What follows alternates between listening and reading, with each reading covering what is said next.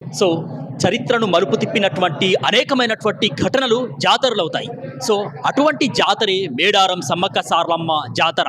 అశేష భక్త జనవాహిని తరలి వస్తున్నటువంటి వేళ మరి మేడారానికి సంబంధించినటువంటి ఆ వనదేవతలకు సంబంధించినటువంటి ఆ చరిత్రను ఒక్కసారి తలుచుకుంటే మాత్రం మనసంతా కూడా తన్మయత్వంతో భక్తి పారవశ్యంతో మరి పులకించిపోయేటటువంటి పరిస్థితి ఉంటుంది. సో ఆ విధంగా నేటి తరానికి కూడా అర్థమయ్యేటటువంటి విధంగా మరి అప్పటి ఏదైతే వనదేవతలకు సంబంధించినటువంటి మరి కాకతీయ సామ్రాజ్యంతో పోరాడినటువంటి పోరాట పటిమ కావచ్చు అవన్నీ తెలిపే విధంగా మరి మేడారంలో ఇక్కడ గిరిజన మ్యూజియాన్ని ఏర్పాటు చేశారు. ఇక్కడ చూసినట్లయితే కనుక అప్పుడు వారు వాడినటువంటి అనేకమైనటువంటి వస్తువులతో పాటు కాకతీయ సామ్రాజ్యంపై మరి వీర వనితలు పోరాడినటువంటి ఆ స్ఫూర్తి కలిగించేలా అప్పటి చరిత్ర వివరించేలా ఇక్కడ అనేకమైనటువంటి మ్యూజియంలో ఇక్కడ చరిత్రకు సంబంధించినటువంటి వస్తువులు పెట్టినటువంటి పరిస్థితి ఇక్కడ మనం చూడొచ్చు. కోయలకు సంబంధించి ఇదేదైతే చేతులు ఉండే తూత కొమ్ము అంటారట దీన్ని. దానికి సంబంధించినటువంటి ఆ యొక్క అంటే ఇప్పుడున్నటువంటి వాళ్ళకు ఆ తరానికి సంబంధించి వాళ్ళు ఎటువంటి వస్తువులు వాడేవారో తెలిపే విధంగా ఇక్కడ అనేకమైనటువంటి ఆ కోయ గిరిజన జాతులకు సంబంధించినటువంటి మరి వస్తువుల్ని పెట్టడం జరిగింది.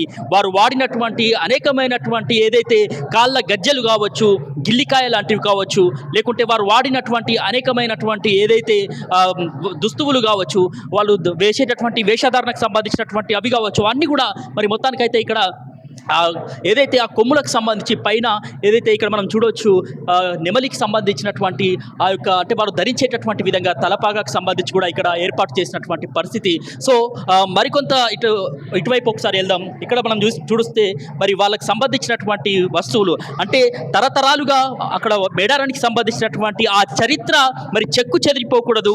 ఆ చరిత్రకు సంబంధించి నేటి తరానికి కూడా భావితరాలకు కూడా మరి ఖచ్చితంగా అర్థం కావాల్సినటువంటి అవసరం ఉందని చెప్పేసి ఇక్కడ అనేకమైనటువంటి వస్తువులు వాళ్ళు వాడినటువంటి ఆ తరం వాడినటువంటి వస్తువుల్ని ఇక్కడ మనం ప్రత్యక్షంగా చూస్తుంటే వాళ్ళ చరిత్రను కనుక మనం తెలుసుకుంటుంటే కనుక నిజంగా భక్తి పారవశ్యంతో వాళ్ళ పోరాట పటిమ కావచ్చు అదంతా కూడా కనిపిస్తున్నటువంటి పరిస్థితి అయితే ఉంది. సో ఇక్కడ కొంతమంది ఉన్నారు, వారితో కూడా మాట్లాడించే ప్రయత్నం చేద్దాం. సో ఎక్కడి నుంచి వచ్చారన్నా?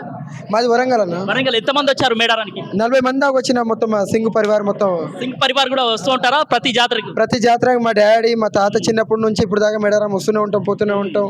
ఇటు మన పాలవంచ భద్రాచలం ఎటు నాగారం సైడ్ మొత్తం తిరుగుతూనే ఉంటారు అనమాట. Private vehicle వచ్చిలా?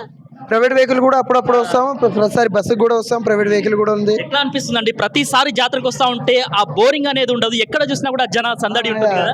ప్రతిసారి ఏదో ఒకటి కొత్తలాగే కనిపిస్తుంది. సో మీరు చెప్పండి, ఎంత ఉత్సాహంగా ఉన్నట్టుంది జాతరకు వచ్చి? జాతరలో వచ్చేసి అమ్మవారిని దర్శించడం చాలా ఆనందంగా ఉంది సార్. చాలా జై సమ్మక్క సారక్కకి, జై మేడారాంకి, జై పగిడిత రాజుకి. అయితే ఇక్కడ చాలా ఆనందంగా ఉంది, చాలా మనసుకి చాలా హ్యాపీగా ఉంది. మా కోరికలన్నీ నెరవేరుతున్నాం. మేము చిన్నప్పటి నుండి ఇక్కడే వస్తున్నాం సార్. ఈ మ్యూజియం చూస్తుంటే మేము కూడా పాత కాలంలో వెళ్ళిపోయినాం. అప్పటి ఆ తరాలు వాడిన వస్తువులు చూస్తుంటే కనుక నిజంగా అదొక భావోద్వేగం కదా. మన బ్లడ్ మొత్తం ఉల్లాసంగా, బ్లడ్ మొత్తం స్పెషల్ ఒక స్ప్లాగ్ నజర్ వస్తుంది మాకైతే. మేము కూడా బాణాలు వేసేయడానికి, మేము కూడా ఇట్లా యుద్ధం చేయడానికి అన్నట్టుగా ఫీలింగ్ వస్తుంది. చాలా బాగుంది, చాలా మంచిగా ఉంది. మీ అవకాశం కూడా కల్పించినందుకు మీకు కూడా చాలా ధన్యవాదాలు. మీ అందరికి మేడం చాలా చాలా థ్యాంక్స్. చాలా ప్రెస్ కి మీరు కూడా ఈ ఛానల్ చాలా ముందుకు రావాలని మేము కూడా తల్లి దయతో కోరుకుంటున్నాము. జై సమ్మక్క సారక్కకి. సో ఇది భక్తులంతా కూడా చూస్తారు కదా, అప్పటి ఆ సమ్మక్క వనదేవతలకు సంబంధించినటువంటి ఆ చరిత్రకు సంబంధించినటువంటి విశేషాలని తెలుసుకుంటూ భక్తి పారవశ్యంతో గుండెంతా కూడా పులకించిపోయేటటువంటి పరిస్థితి. సో నరనరాల్లో కూడా అప్పటి వాళ్ళు పోరాట పటిమ అంతా కూడా స్ఫూర్తిని నింపేలా ఇక్కడ గిరిజన మ్యూజియం అయితే మరి ఇక్కడ వచ్చేటటువంటి భక్తులకు మాత్రం ఎంతో విశేషంగా ఆకట్టుకుంటుందని చెప్పుకోవాలి.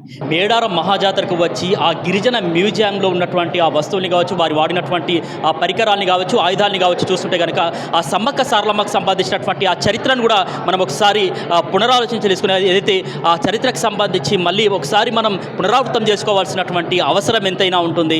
సో ఏదైతే దాదాపు 700 సంవత్సరాల క్రితం మేడారానికి సంబంధించి మనం ఆ చరిత్రలోకి ఒకసారి తొంగి చూసినట్లయితే కనుక మరి జగిత్యాల జిల్లా పులవాసకు చెందినటువంటి ఎవరైతే మేడరాజు మరి వేట కోసం అడవి మార్గానికి వెళ్తాడు, ఆ అడవి మార్గానికి వెళ్ళినప్పుడు సమ్మక్క అక్కడ చిన్న పసిపాప రూపంలో మరి పులులు సింహాల మధ్య పసిపాప రూపంలో కనిపిస్తుంది అతనికి. సో ఆ పసిపాపను ఏదైతే మేడరాజు ఆ పులవాసకు చెందినటువంటి ఆ యొక్క మేడరాజు ఏం చేస్తాడంటే ఆ సమ్మక్కను మరి ఆ ఊర్లోకి తీసుకెళ్తాడు.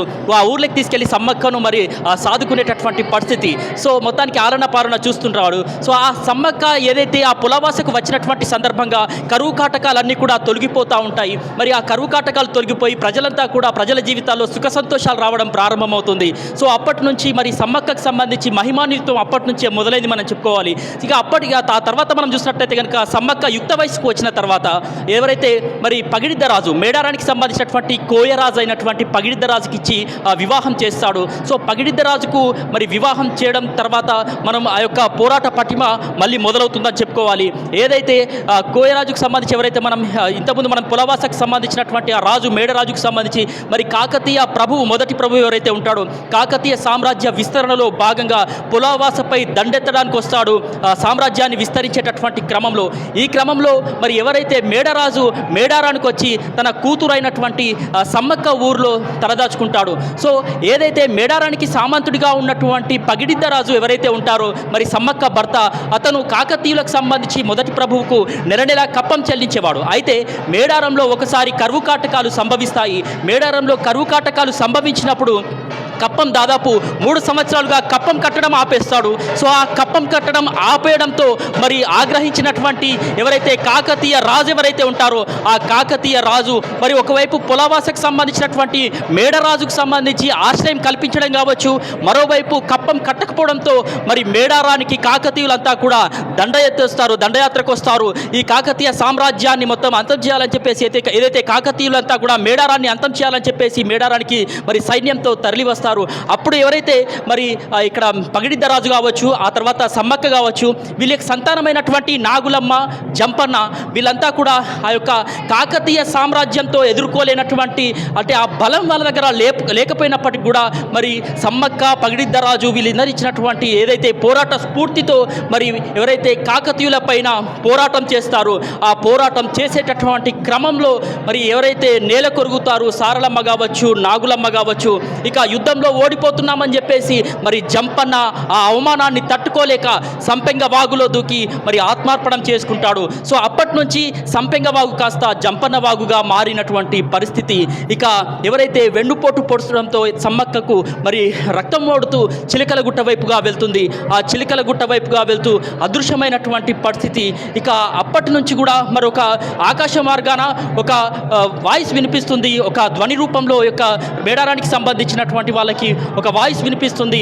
ప్రతి 2 ఏళ్ళకోసారి ఇక్కడ ఘనంగా జాతర జరగాలి, నా మహిమాన్వితం కావచ్చు, ప్రజలకు సంబంధించినటువంటి సుఖ సంతోషాలు అందించే విధంగా నా దివ్యనుడు ఎప్పటికీ ఉంటాయని చెప్పేసి గిరిజన కోయరాజులకు సంబంధించి ఇక్కడ సమ్మక్కకు వెతికేటటువంటి వాళ్ళందరికీ ఆ వాయిస్ వినిపిస్తుంది. సమ్మక్క నుంచి ఆకాశ మార్గాన్ని అని చెప్తా ఉంటారు. సో అప్పటి నుంచి మేడారం జాతర అంగరంగ వైభవంగా ఆసియా ఖండంలోనే అతిపెద్ద గిరిజన జాతరగా ఇసుకేస్తే రారనంతగా దాదాపు కోట్లాది అశేష భక్త జనవాహిని మధ్య అంగరంగ వైభవంగా జరుగుతున్నటువంటి పరిస్థితి మేడారంలో ఉంది.